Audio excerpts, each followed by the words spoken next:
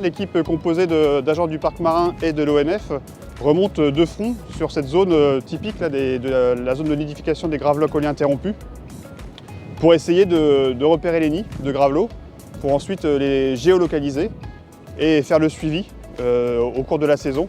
Parce que le nid est actif normalement 26 jours, l'incubation dure 26 jours. Et après on a les poussins qui éclosent, les œufs qui éclosent et les poussins qui sont après sur la plage, sur le secteur pendant au moins 3 semaines avant de pouvoir voler.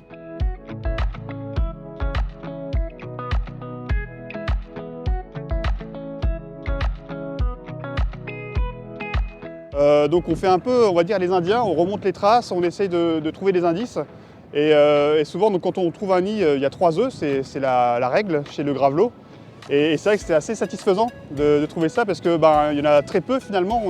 On est sur une espèce qui est assez rare sur le littoral français. Et donc après, on met tout en œuvre pour essayer de préserver ce nid jusqu'à l'éclosion des œufs.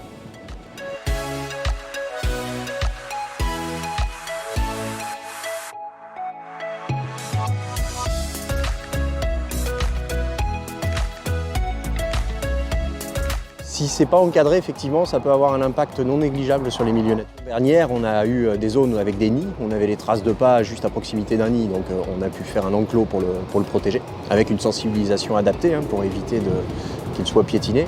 Et on a eu aussi une ponte le matin du déconfinement à 5 mètres d'un accès principal de plage, donc il a fallu réorganiser un peu les accès avec les différents services.